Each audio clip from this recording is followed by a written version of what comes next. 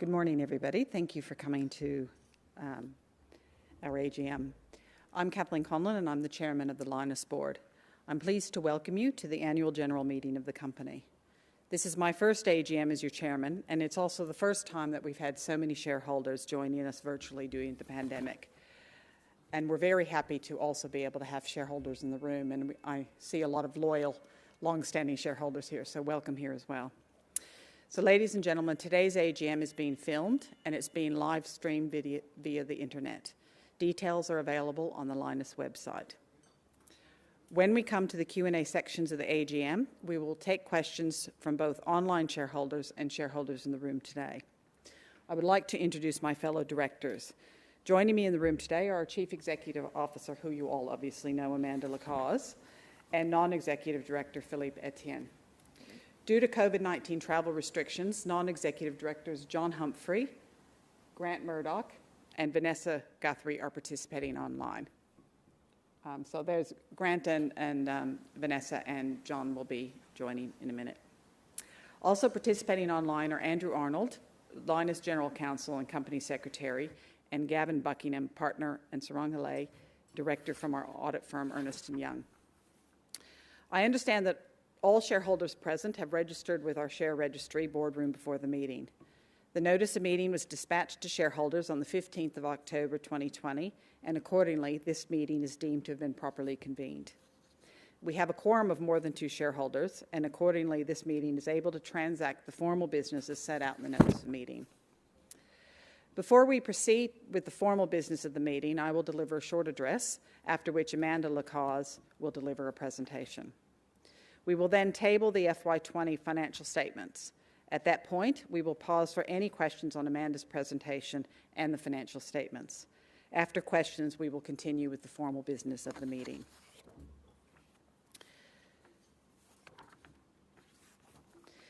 So, I joined the board back in November 2011, and at that time, Lynas had commissioned the Mount Weld concentration plant. But we were yet to start commercial operations in Malaysia. We faced many challenges, including issues with our Malaysian plants, startup, and high debt. But even back then, I was convinced that Lynas was a winning idea. It's clear that a secure and sustainable rare earths producer like Lynas would become a major player in the international rare earths industry.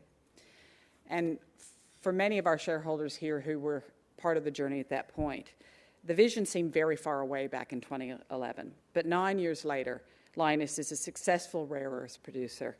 We hold a special competitive position in the global rare earths market, and we are in a great position to grow. I'm incredibly proud of the Lynas management team who've worked so hard to overcome the challenges and make this a reality. And we've built resilience into this business, and I think that's really been evident in how well the company has come through the COVID-19 pandemic this year. Having spent a number of years focused on cost management, we're now focused on growth, and that's a really exciting position to be in. As you know, the rare earths market is strategically important, as many everyday items from cars to mobile phones are dependent on rare earths. Rare earths are also critical inputs to green technologies such as electric vehicles and wind turbines, which are essential technologies for low-carbon economies. Over the past 2 years, governments in major industrial economies around the world have taken an active interest in their supply of rare earths, and this focus on achieving a resilient supply chain has been further reinforced by the COVID-19 pandemic. As the only significant producer of separated rare earths outside of China, Lynas has an important and strategic role in helping build the rare earth supply chain resilience.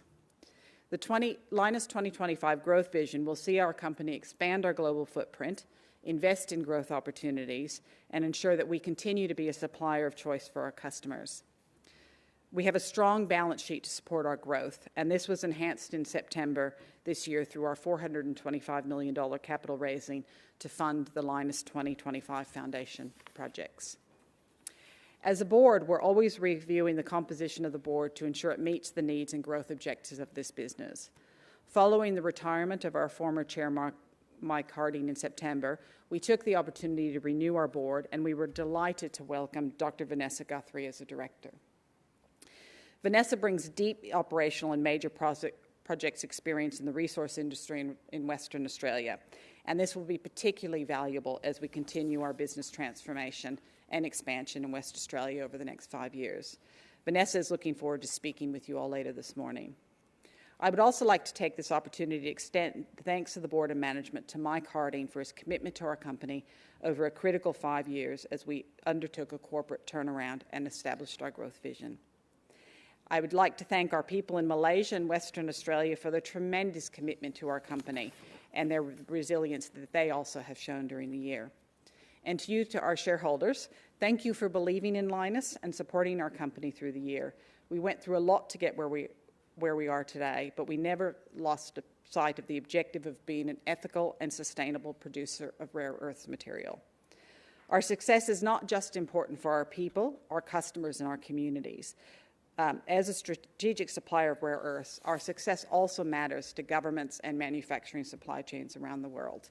So I would now like to invite Amanda to address the meeting.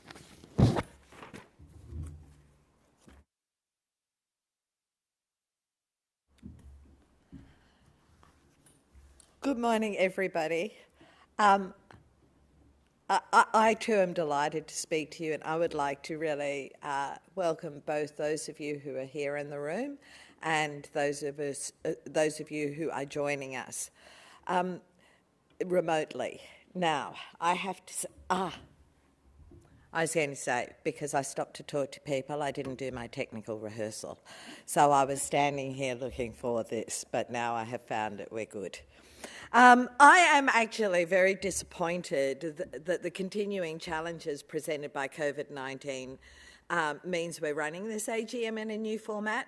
I always look forward to our AGMs as an opportunity to engage directly with our shareholders, you, and after 6 years in this role, as an opportunity to catch up on the year you and your families have had.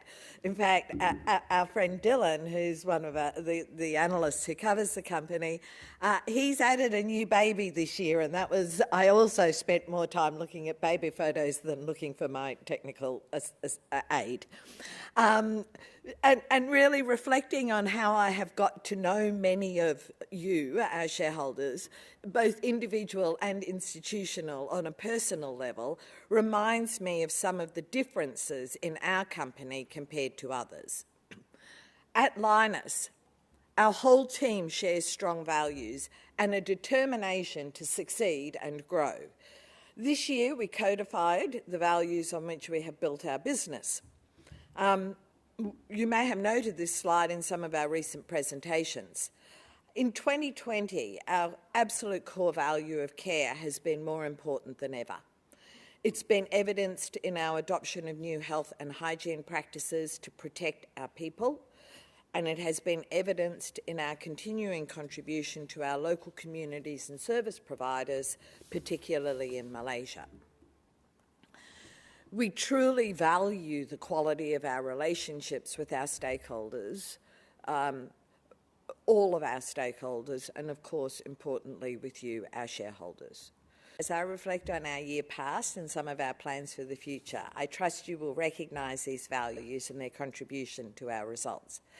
However, before doing that, I would like to speak specifically to the value of diversity in our business. It is a key enabler of our success. Lynas, unlike many of our ASX peers, is a truly global company. Our value starts under the ground in Western Australia. Our key value-adding process is in Malaysia, and the customers we serve are all over the world. We are one of only a very few Australian companies whose sales are 100% outside of Australia. In this global community, we are fully committed to embracing diversity in all parts of our company. We are ethnically diverse. We have 10 nationalities represented in just the first 2 layers of our management team. That ensures that at our management meetings there is always diversity of perspective, and occasionally I do have to explain to some of our team Australian idioms, and they seem to quite enjoy it. You know, imagine describing how to have a, you know what, in a brewery. Not necessarily something that is part of their normal language. We have further ethnic diversity even within those nationalities, of course, because we have, at a minimum in Malaysia, we have Malays, Chinese and Indians. But as you would probably guess, I am particularly focused on gender diversity across our operations. And we are not where I want to be. We employ more than double the number of women in our business now as we did when I joined, and they are working in operational areas, not in administrative and support areas. But we want to continue to improve our gender diversity. And I want to share with you a video that some of our women made because I think it is important that we show to young women in particular that working at Lynas is challenging and fun.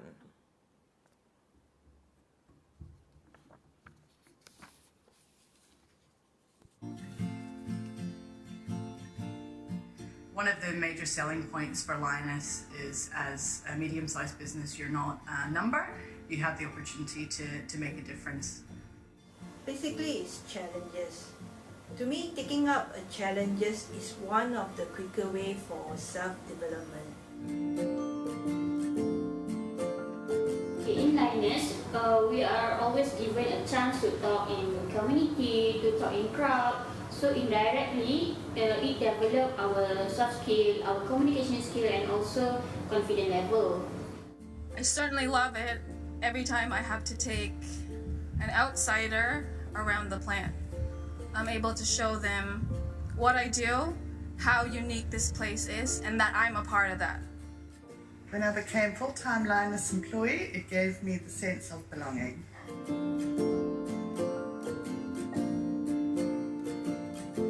Don't be afraid to make mistakes. It's the best way to learn. If you ever have the chance to work in the mining industry, just give it a good shot and I'm sure you won't look back. Grab the challenge. You'll never know the outcome. You will try until you try yourself.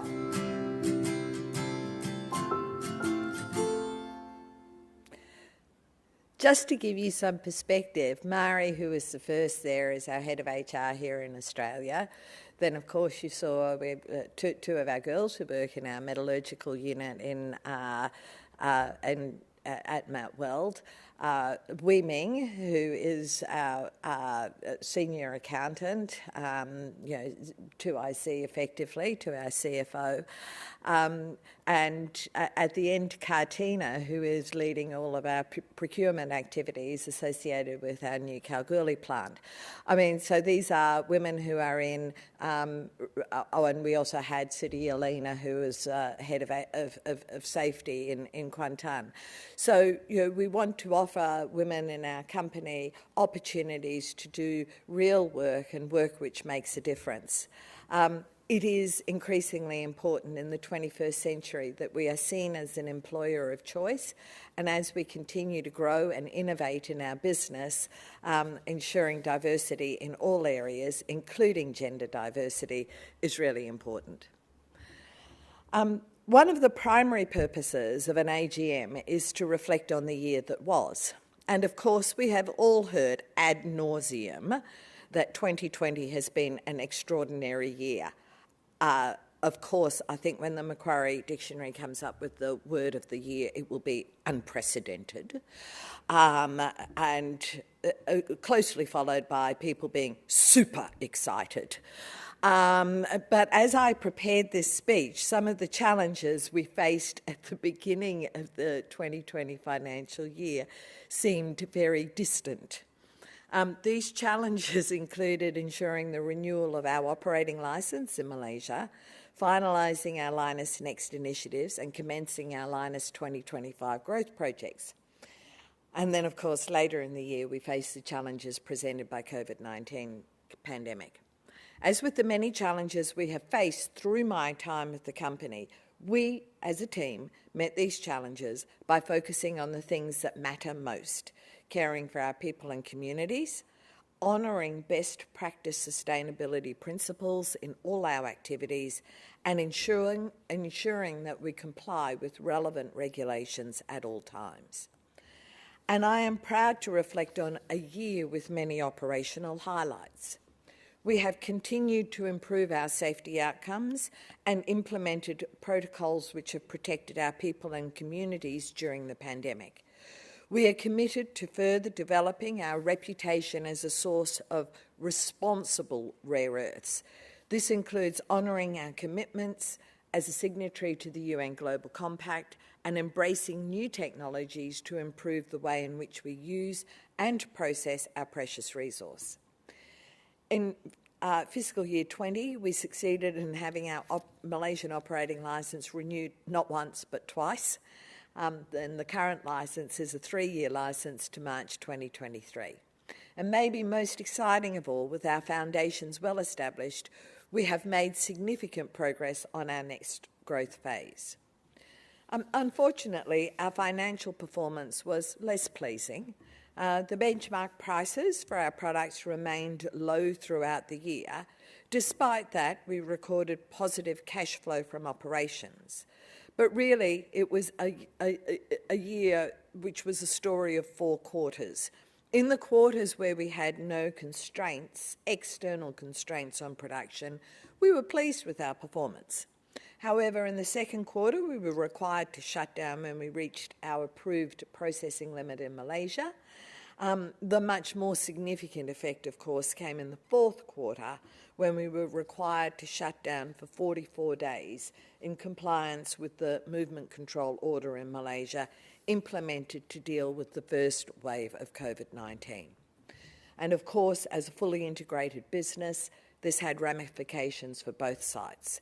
And we also ceased production at the Mount Weld concentrator during the fourth quarter. During the shutdown, we took actions to protect our people and customers, both during the shutdown and after we recommenced operations. We implemented new health and hygiene protocols quickly. We have conducted extensive and continue to conduct testing of our people for COVID-19. We implemented a COVID-19 leave policy long before it was being talked about, sort of in the press generally. Importantly, and I think this is a reflection of our values as a company, we did not stand down any of our employees, and we maintained close contact with them whilst they were absent from site. We gave them tasks to do at home so that they remained engaged with the business, which meant that we were going to be able to restart operations in good order. And we have. We've maintained contact with our customers throughout and ensured we were all well prepared to commence supply once the movement control order was lifted. We've already advised the market that we are now operating by choice at 75% of Lynas Next rates. This is equivalent to the original nameplate capacity for our facilities, so therefore we are able to capture cost efficiencies as foreseen in the original design and throughput efficiencies delivered by Lynas Next. So we use 75% of our assets, yet we are able to produce at original nameplate rates. At this rate, we are able to maintain supply to our key strategic customers whilst retaining flexibility to increase our production as demand grows. So despite the uncertainty introduced by the global pandemic, underlying growth drivers for our business remain unchanged, and we are pleased that demand does appear to be returning to pre-COVID levels. In particular, the demand from our Japanese customers is strong. Demand is also strong inside China.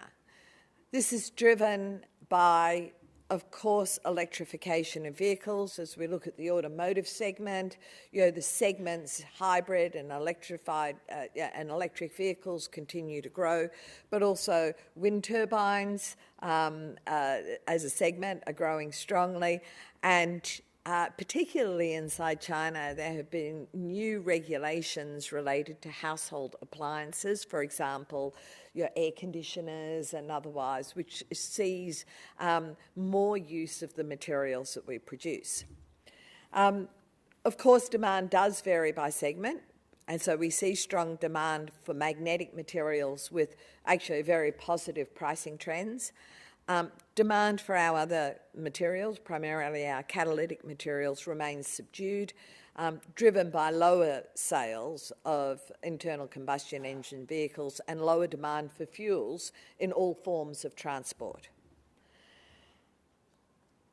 But looking forward, global megatrends have the potential to create some very positive outcomes for Lynas, including a new awareness of the importance of supply chain resilience.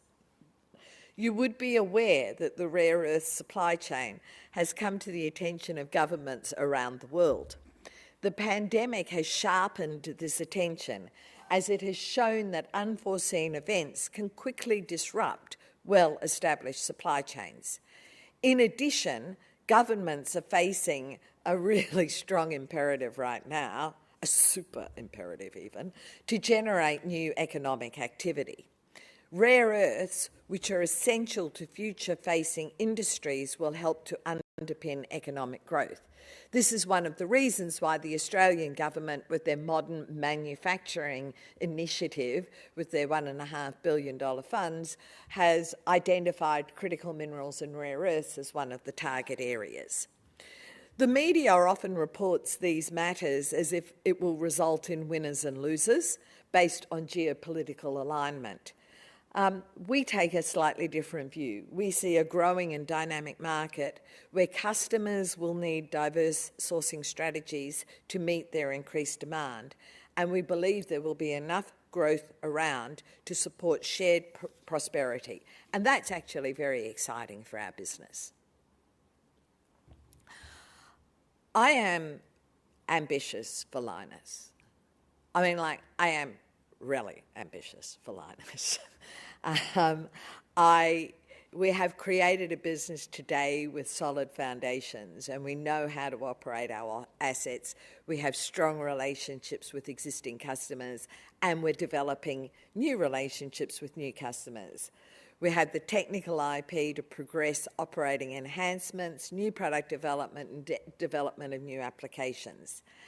And we now have the balance sheet to support our ambitious growth plans. I am really ambitious for Lynas. What I see in our future is so much more even than what we are today. And we are capable as a team of giving full voice to our ambitions. So many of you would have participated in our recent equity raise. In my sort of 8 months now of being stuck behind a computer, Zooming, it was maybe the most exciting weekend of the year. It sort of started at about 6 o'clock on the Friday evening, and, it was long days because we had many people all over the world, but boy, it was exciting that we have such a high degree of interest and support for our business. And that equity raise has meant that we've secured funding for our foundation, Kalgoorlie Rare Earth Processing Facility, and it provides us with the flexibility to use our cash flow to fund other key projects like the Malaysian Permanent Deposit Facility, and it also supports our ability to capture other growth opportunities. Now, I know you have seen this map before, but we've changed some of the language a little, which I hope will help people to really sort of think about our business. We are creating a company with leading competence in both upstream and downstream processing. We are investing in more processing capability in Western Australia. And that's not just about meeting our Malaysian licence conditions. It makes perfectly good sense to perform early processing close to our resource at Mount Weld.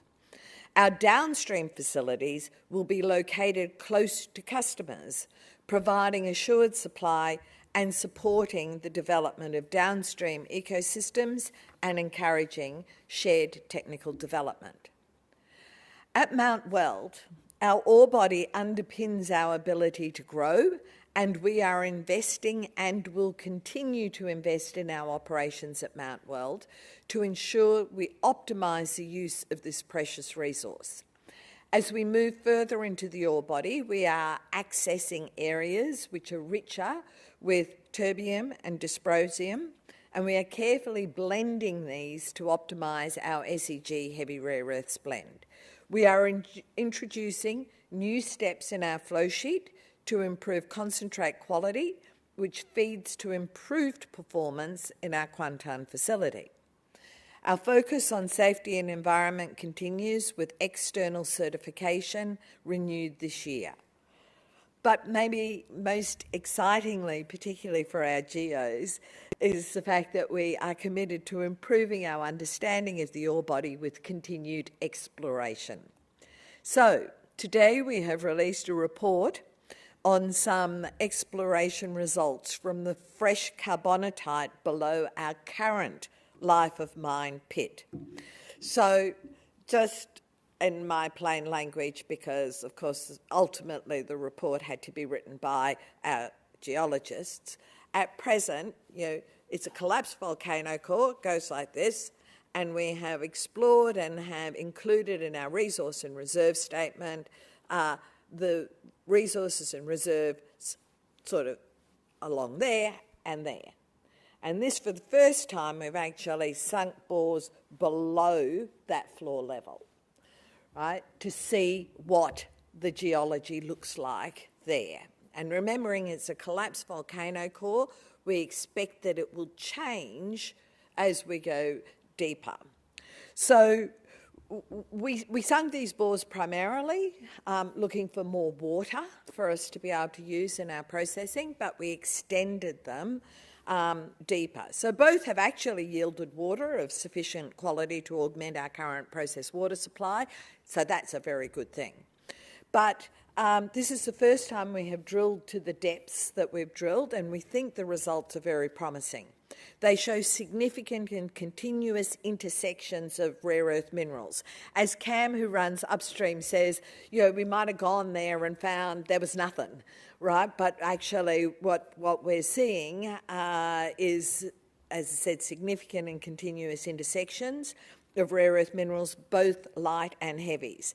The mineralisation remains open at depth, and whilst the grade is lower than in the weathered zone that we have been mining to date, the grain size is significantly coarser. I must caution you, these are very early findings, but we are completely committed to exploring below the current mineral resource to properly understand the potential for primary rare earths mineralisation below the weathered zone. Of course, one of the most exciting developments in our business is our Kalgoorlie project, and we have many highlights to report. We are delighted with the support we've received from the City of Kalgoorlie-Boulder Council and the state and federal governments. Approvals will be regulated by state law after we received the decision under the federal EPBC Act that the project is not a controlled action. Our project team has been able to work really productively throughout the pandemic, and I can tell you they are super excited. They are very excited with the project as they are able, and the people who are running this project are the people who've run our cracking and leaching facility in Malaysia, and they're able to design a new and improved facility using the learnings from Lynas Malaysia. The team works across both of our sites, and we're working with local partners in both Western Australia and Malaysia. The team has completed the high-level design and currently completing detailed engineering design and procurement. We expect to commence production in mid-2021, and I'm greatly hopeful that I will be able to travel to Western Australia by then. I am particularly looking forward to the arrival of the rotary kiln. Cam assures me it will be really spectacular as the 5 different parts are lifted into place on site. And just to bring a little bit more life into this, here is a drawing of the new facility. For those of you who visited our Malaysian plant, you'll see there are some significant differences. In fact, this has changed from where, if those at home are reading the speech, the kiln is the green, the single kiln at the back, which is different from the 4 that we have in Malaysia. And one of the other things which maybe is not as clear on this is that it's engineered to be very close, and in fact some of it underground, which minimises the amount we have to spend on civil works, concrete and steel. So very exciting. Kalgoorlie is a very exciting project for all of us, and particularly for the team engaged in executing. As part of Lynas Next, we expanded our product range, and this is delivering sustained additional value. Price outcomes for separated ND and PR are positive, with ND now realising a premium of about $2 to $3 a kilo over NdPr. For those of you who've been following us diligently for some time, about 3 years ago, PR delivered a premium over NdPr. Now that's switched around, and this really underpins our determination to be a really strong rare earths company, not just an NdPr company, because today cerium and lanthanum don't fetch high prices, but 15 years ago they were the king and Nd was a byproduct.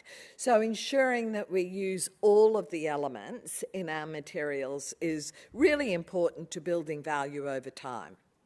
The investment in lanthanum and cerium separation is supporting improved quality and therefore improved selling price. We're capturing the benefits of improved recoveries in cracking and leaching in particular, and commencing work on further flow sheet development to drive a significant further improvement in costs. Our cost performance is the muscle in our business, and we need to stay match fit as far as that's concerned. We are progressing on our planning for our proposed facility in the US, the development of the heavy rare earth separation plant, and the ability to value add to our lanthanum and cerium products is commercially attractive. We can capture additional margin by separating our own material, our own feedstock, which we currently sell in the form of SEG to a separator in China. The market is strong and attractive, and we expect that demand and price for these elements will continue to grow as demand for high-power electric motors grows. The development of value-added rare earth compounds offers a further opportunity to capture additional margin. The heavy rare earth process design is well progressed, and we've benchmarked it against best-in-class heavy rare earth separation. And of course, we announced earlier this year that we were selected and have signed a Phase 1 contract with the US DoD. Progressing this project with US government funding provides an excellent opportunity for value growth for all stakeholders in Lynas.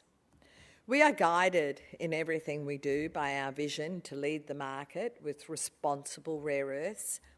This means considering all of our actions through a sustainability lens, including embracing new technologies to reduce our environmental footprint, working with our customers to scope opportunities to improve life cycle costs, and using external assessment and verification processes to assure our approach. Last year, I spoke about our unique competitive advantages in this business: the Mount Weld ore body, our first mover advantage and market position, our technical IP and proven processing capacity, and our resilient culture. 2020 has been challenging on many fronts, and I don't think there's any of us here today who would have forecast when we were here last year what we've had to face this year. Despite these challenges, I am really proud to present the results of the hard work and application of the whole Lynas team as we continue to meet the growth objectives we have set for our business.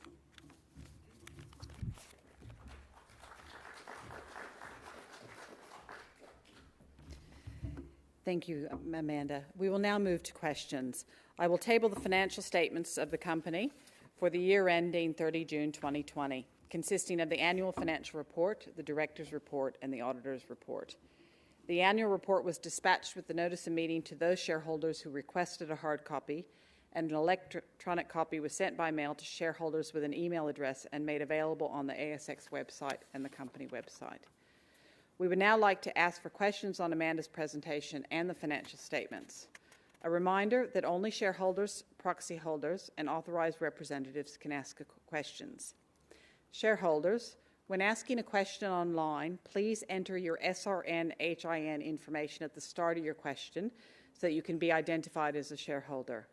Your SRN-HIN will be located on a recent share statement. Proxy holders, please state your name and that you are a proxy holder. If a shareholder would like to ask a question via the webcast, please click Ask a Question button at the top right-hand corner. Once you've asked your question, click the slide button to return to the webcast slides. If a shareholder would like to ask a question from inside the room, please raise your hand so we can bring the microphone to you. So with that, I'll open it up to questions. So we've got a couple in the room.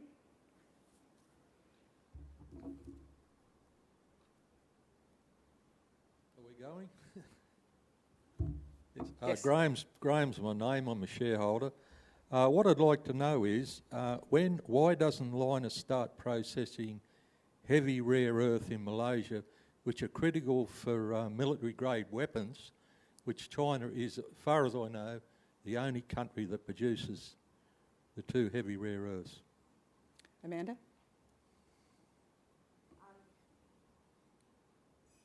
Why don't we do it in Malaysia? Frankly, because I figure that a lot of you would probably look at me somewhat askance if we decided to put some significant more capital on the ground there until we have fully resolved all of our operating licence issues. So that is the primary reason. We will separate our own heavies. Right now, there is value in doing that with the support of the US government, but we will do this. We have assessed a number of different sites to build and operate that plant, and at this time we've made the assessment that actually Texas is an excellent location for us to put that facility. We have a question from one of our online attendees, from Philip Moyes. We have, when do you think Lynas will pay a dividend? So as a board, we obviously take capital management very seriously, and we are looking at the best uses of our capital. And as Amanda said, we have significant growth opportunities which we think will really deliver shareholder value. So right now, that's the focus of our capital management program.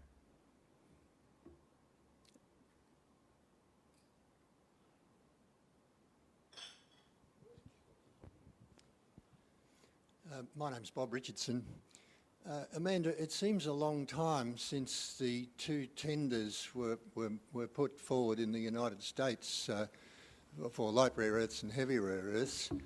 Noting a recent US government award of money to Mountain Pass, who sends all of their product to China for processing, when are we going to hear a bit more about those tenders?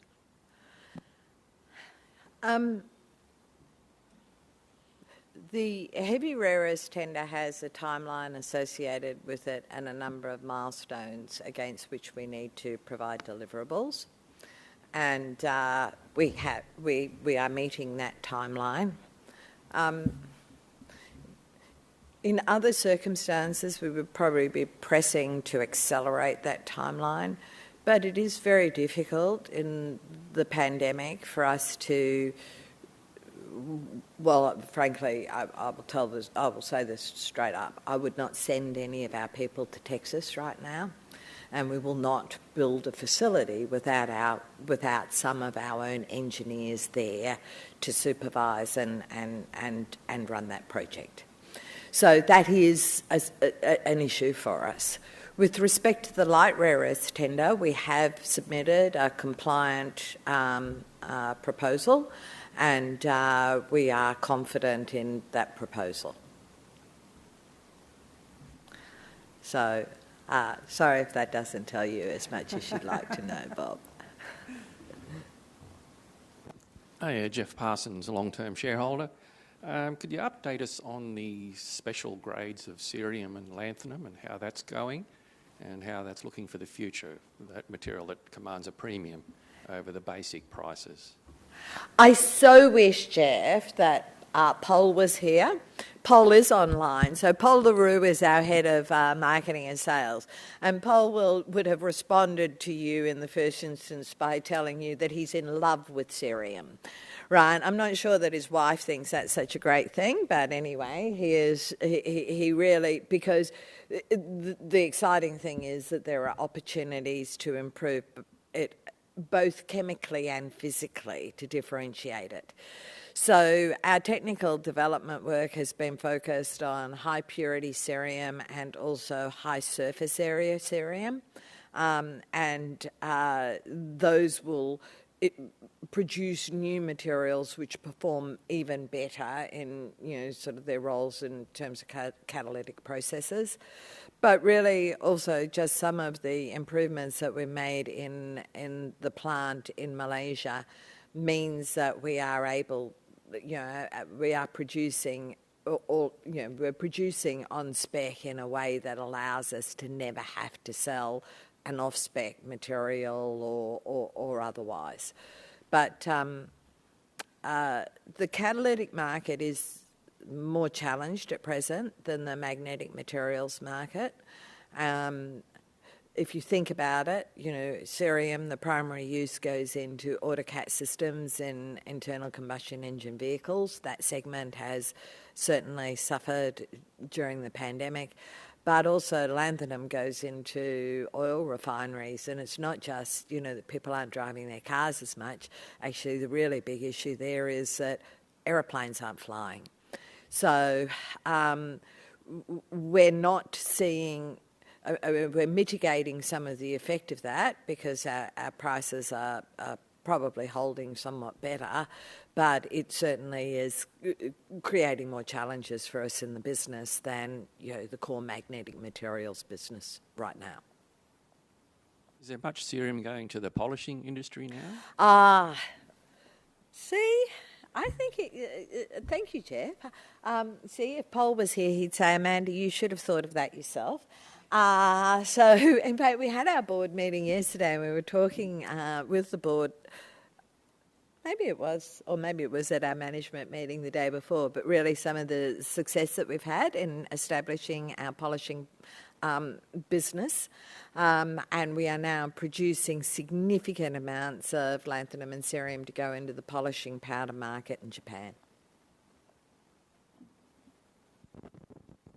And Jeff, that's one of the areas because where quality really matters, because when Jeff's talking about polishing powder, it's like your television screen, which has been polished, or your phone. If there's even the slightest impurity in that and it scratches the screen, then you've really got a big problem. So it took us quite a long time to get qualified for those customers, and so it is something of which we are quite proud. Especially Pol. Do we have any other questions in the room? Star, I'm a proxy holder and shareholder. I'd like to say first, Mike's stepping down and retiring. We're very grateful for what you've done, Mike, so thank you. And welcome to you, Kathleen. And Amanda, just some questions. And I know we gave... Can't I just have a thank you and welcome as well? Yes, thank you. Yes, you've done look, there's no doubt, Amanda, that the people I represent and myself, that you've done an amazing job, I go back to 1983 when Nick was here, so that's how far I go back with this company. So, look, the concern we always have when we tap the market for money and the dilution, and then you have consolidations and things like that, and it affects shareholders. And we have the money now. So the concern we have is that we want to see not being tapped to the market. We don't want to see the company in the debt crisis it was, and we all know what it was. And you've done an amazing job to get it out of that, which is good. We just want to focus on a couple of things. I mean, one of the shareholders who was online talked about dividends, and some of the fellow shareholders that are here, dividends are important, you know. I can name a number of companies. Iluka, which is not a big, huge company, but they deliver dividends, you know, twice a year. And it's important for shareholders, especially long-term shareholders and people who've invested in the company. So, and the debt thing, we never want to be in that debt situation again, Chair and CEO. It's really important, you know, and I know you take it serious. So if you can just bear those things in mind, we're happy otherwise how everything's going, and we want you to stay for a long time. I think that what happens often in ASX companies, and I've seen, you know, I've been in this business 20 years, that what happens is that CEOs and people change and the companies go terrible. So, thank you for that. As I said, I'm ambitious for this company. I have no intentions of riding off into the sunset. And my husband will tell anyone who cares to listen that life is easier for everyone when I'm busy. On the other matter and the management of the balance sheet, as Kathleen said, we think about this a lot, and I understand that when you look at a capital raise, particularly of the quantum that we did in August, that people might say, well, what's the potential for downside? And there certainly is potential for downside. On the other hand, the value associated with having a fully funded project in Kalgoorlie is really significant for this business. So when we initially talked about Lynas 2025 and building a facility in Kalgoorlie, that was 2025. Now, we prudently must have that facility up, running and producing at target rates by mid-2023. So we can't fund it out of cash flow confidently in that time, and particularly not with the uncertainties from the global pandemic. So ensuring that it was funded is really the most value-added thing that we think we can do for our shareholders. So then we had to think about, well, what's the right way to fund that? Is it equity or is it debt? And you don't want us to be in that sort of debt mess again. I got to tell you, I don't want to be in that debt mess again. But nonetheless, we did, sort of give really very serious consideration to this. But this is a key foundation of our business, and we felt that equity funding was the right path. I think we have been vindicated in this. When you look at the fact that the shares are trading today about 60% above the price at which we raised. So we have not, destroyed our equity foundation in this business. So, but I think every director here will tell you we spend a lot of time thinking about what is the right structure for the balance sheet, and my growth ambitions, we will need to consider this on an ongoing basis, what's the right way to fund that growth. Thank you.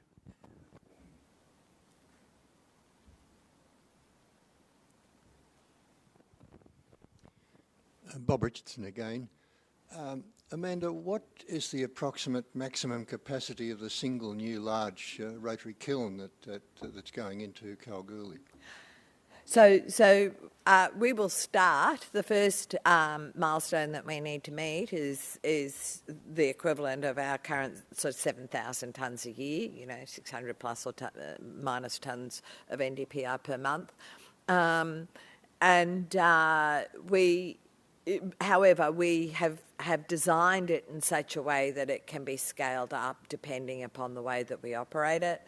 And, you know, we continue to work towards that Lynas 2025 vision, which we have, which is 10,500 tonnes a year of NdPr. Thank you. I noticed today's announcement of a new pipeline to bring gas to Kalgoorlie. There's already one, I gather, but I presume that would be quite a good thing for Lynas, wouldn't it, because of the amount of gas that you would be planning to use?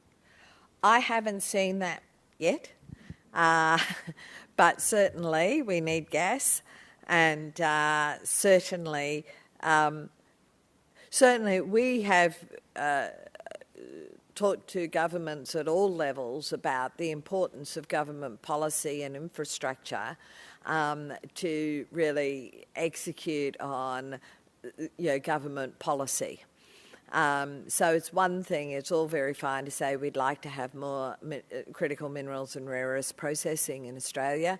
It's altogether another to ensure that, government policy and infrastructure supports that. And so for us, I go back to my point about cost is our muscle in our business. It's the thing which allowed us to survive where others didn't. And so, building our facility in Kalgoorlie, ensuring that we don't bear cost penalties to that, and working with, government to ensure we have that is important. The City of Kalgoorlie-Boulder has been, really an excellent partner in terms of working through this, and we continue to engage with both our state and federal governments to ensure that we are able to run an efficient and a cost-efficient business in Cal. Thank you.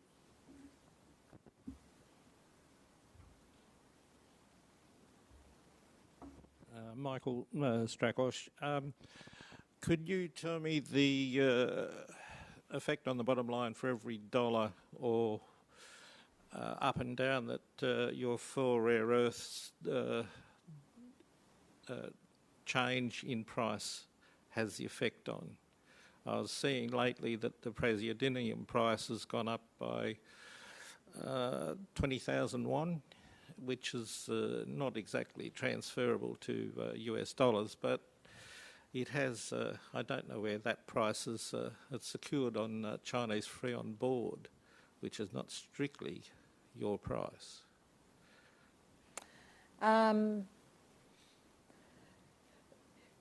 There are some complexities to it because, yes, the price for NdPr is set in renminbi.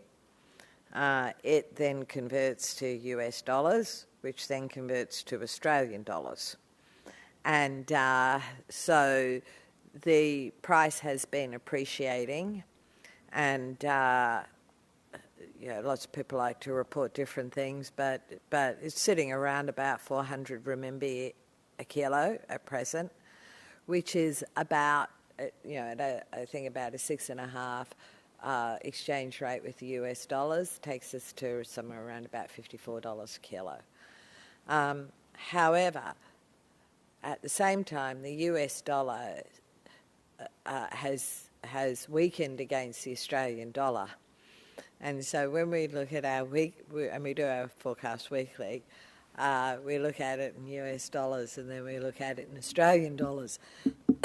Unfortunately, at present, we're growing faster than the Australian dollar is appreciating. But we're not seeing as much upside as we would really like to see, because that little Aussie battler just keeps on keeping on. We'd be quite happy if it was, certainly under 70 cents. Generally speaking, it's worth about $400,000 to $500,000 for every dollar. So if you think about our sales being around about 400 to 450 tonnes a month, that puts it into perspective. That's for the praseodymium, the neodymium. That's related, should I say? And the lanthanum has obviously gone up, or is it cerium that you're doing the polishing? Sure, but the changes in those prices, their prices are about $2 a kilo. So we need to optimise those because we've incurred cost in producing them, but you won't see it come through in the change in market pricing you won't see come through in the same way in the top line, unless they go to like $10 a kilo, which we'd like.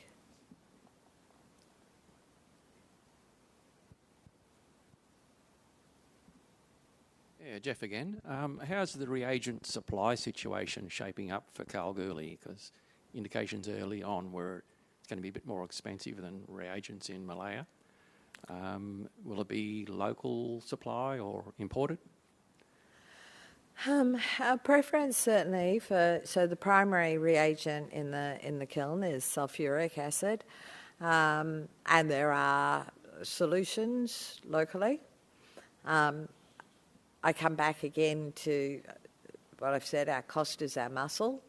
So the work that the team is doing, and you saw Cartina, this is the work around procurement on this, is about ensuring that we have the most cost-effective source. So there are local sources. Our local supplier in Malaysia has indicated enthusiasm to co-invest again alongside Lynas, and of course there is import solutions as well. We have time to finalise that.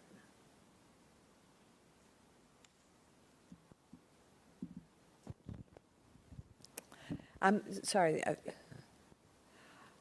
I know you've always got interesting questions, Bob, but someone else has to have a turn. Good morning. Alex Rayner, I'm a shareholder. I've got a question about growth and the future. Would like to know your position about the rare earth mining on ocean beds. What are your thoughts about that? Do you think it's a serious area? Are you collaborating with the existing companies that are doing this, specifically in Japan? And your opinion about that? Thanks.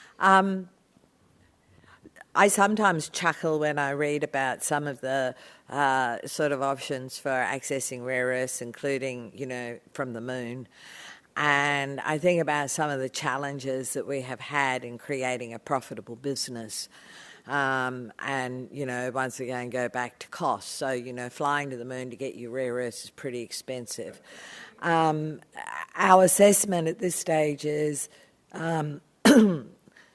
exploiting a resource on the ocean floor is also pretty expensive. And we keep a watching brief on all the feedstock supply options.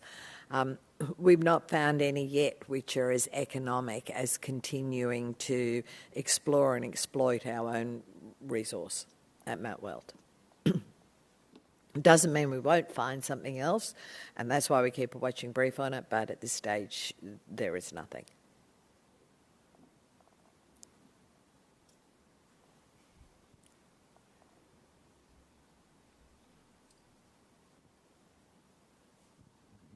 Thank you. My last question, Amanda. Are there any still current Malaysian production limitations in Quantum? Yes, we still have a limit on the amount of lanthanide concentrate that we are allowed to process. We certainly won't test that limit this year because of the 44-day shutdown. It may come into effect next year. The following year we expect to have Kalgoorlie ramping up, so we don't think it will be an issue for us then either. So there is no... I'm just wondering what the current reason would be for such production limitations. It seems odd to me.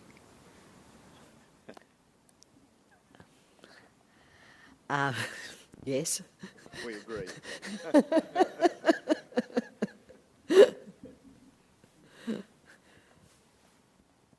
are there any other questions in the room?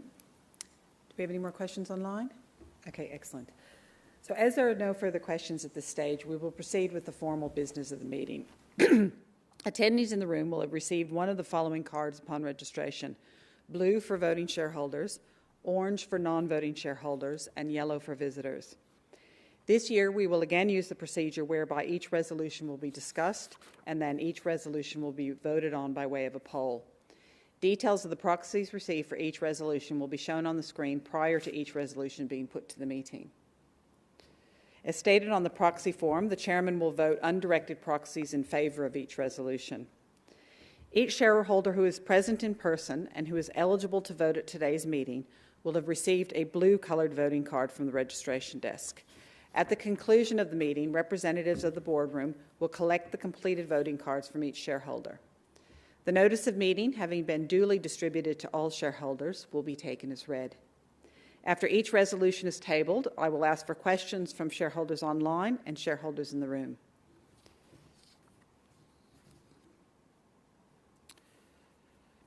Resolution 1 seeks approval of the 2020 remuneration report, which is set out in the company's annual report. The remuneration report sets out specific details of the company's remuneration framework during the year ending 30 June 2020. Proxies received for Resolution 1 concerning the remuneration report are shown on the screen. Are there any questions for this resolution? Do we have any questions online, Jennifer? Thank you. I will now put Resolution 1 to the meeting for voting by way of a poll. The text of the resolution is shown on the screen, if I can use the clicker. Now, Resolutions 2, 3 and 4 relate to the proposed re-election of directors. The board values the contributions and experience of all of our directors, and we support the re-election of each of the directors. So Resolution 2 relates to the proposed re-election of John Humphrey as a director. Details of John's background and experience are set out in the explanatory memorandum and on the screen. The proxies for this resolution are also shown on the screen. I would now like to invite John to briefly address the meeting. Thanks, Kathleen, and good morning, shareholders. I'm pleased to be able to share with you some details of my working background and experience. I graduated from university with a law degree, and I've subsequently worked as a corporate lawyer, spending 33 years as a partner in two of Australia's national law firms, being Cause Chambers Westgarth and King & Wood Mallesons. During my career, I specialised in mergers and acquisitions, capital raisings, corporate disclosure obligations, and general corporate governance. In the time I've been on the Lynas board, this experience has proven useful, having regard to the recent substantial capital raising that Lynas successfully undertook, and before that, in the Lynas response to the takeover bid made for your company by Wesfarmers. In addition, my experience in mergers and acquisitions should come in useful as Lynas evaluates and explores potential options available to it to achieve future growth in our product range, in our product volumes, and in our revenues through taking advantage of well-targeted acquisition opportunities. I've been a director of ASX-listed companies for the last 2 decades. I'm currently a non-executive director and the chairman of Auswide Bank, a role from which I'll retire at the end of the year. I have previously served as a non-executive director and chairman of Spotless Holdings, Horizon Oil and Villa World Limited, and as a non-executive director of Cromwell Property Group, Downer Group Limited, and Sunshine Broadcasting Network Limited. As a result of these experiences as a non-executive director, I have acquired experience in mining and construction projects and workplace health and safety, all of which I believe are relevant and useful to Lynas. And now, Kathleen, I might hand back to you. Thank you very much, John. Do we have any questions for John on this resolution? Okay, no questions. Thank you very much, John. As I said, the board really values John's contribution. So I will now put resolution to the meeting for voting by way of a poll. The text of the resolution is shown on the screen. Resolution 3 relates to the proposed re-election of Grant Murdoch as a director. Details of Grant's background and experience are set out in the explanatory memorandum and on the screen. The proxies for these resolutions are also shown on the screen. I would like to now invite Grant to briefly address the meeting. Thank you, Kathleen, and good morning, shareholders and fellow directors. In asking for your support as a non-executive director, I think I bring experience and passion for Lynas, and as a shareholder. My experience is over 40 years in professional service, initially as an audit partner and then as a corporate finance partner.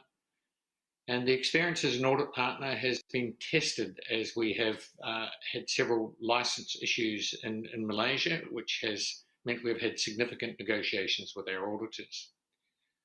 For the past 9 years, I've been a non-executive director on a number of ASX companies, including ALS, Cardno, Redbubble, finance company QIC, and I'm currently a director of OFX. My other experience is as a senator of the University of Queensland, and I'm a past member of the AICD Queensland Council. I think bringing that experience and passion, my professional experience, but my passion for Lynas, I see what Lynas is doing in the world as being one of the great opportunities for our globe. So thank you for your continued support. Thank you very much, Grant. Are there any questions on this resolution? Thank you. So if there are no questions, I will put Resolution 3 to the meeting for voting by way of a poll. The text of Resolution 3 is shown on the screen. Resolution 4 relates to the proposed election of Dr. Vanessa Guthrie as a director. Details of Vanessa's background and experience are set out in the explanatory memorandum and on the screen. The proxies for the resolution are also shown on the screen.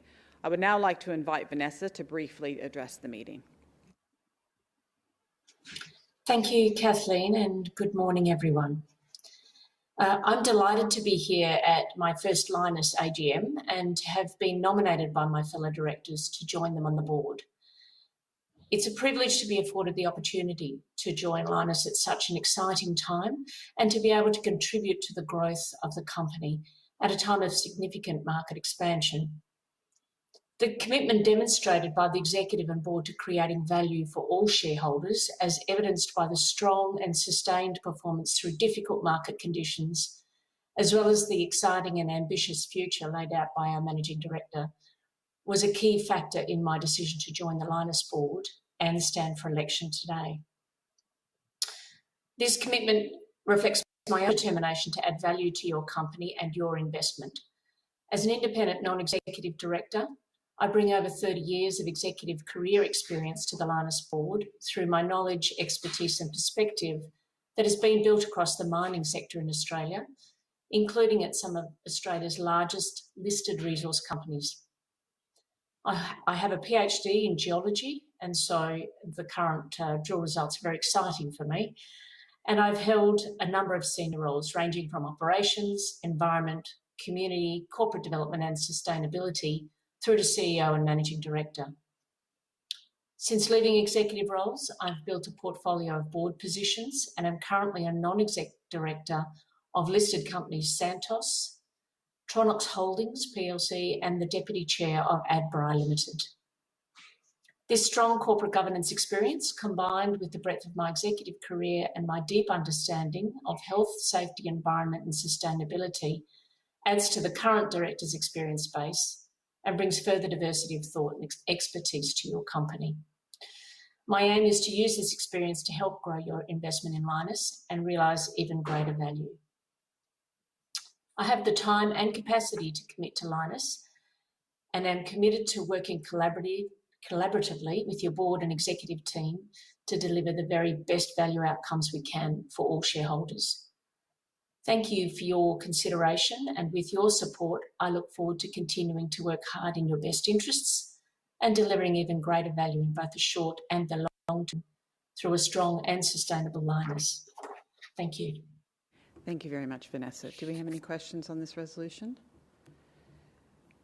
I will now put Resolution 4 to the meeting for voting by way of poll. The text of Resolution 4 is shown on the screen.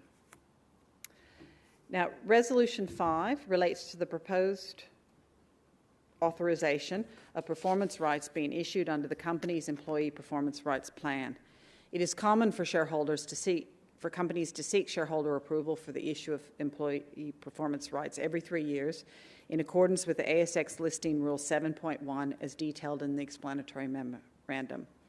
The Lynas incentive structure focuses on specific objectives that align with the shareholders, including cash management, production output, cost management, EBITDA growth, and total shareholder return. The proxies for this resolution are shown on the screen. Are there any questions for this resolution? If there are no questions, then I will now put Resolution 5 to the meeting for voting by way of poll. The text of the Resolution 5 is shown on the screen. I'll now move to Resolution 6. Resolution 6 relates to the proposed grant of 473,407 performance rights for the benefit of our CEO and Managing Director, Amanda Lacaze. Each performance right is a right to acquire one share of the company in the future. More details regarding the performance rights that are proposed to be issued to Ms. Lacaze are set out in the explanatory memorandum.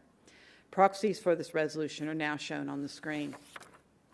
Do we have any questions on this resolution? Okay, if there's no questions, I'll put the resolution to the meeting for voting by way of poll. The text of the Resolution 6 is shown on the screen.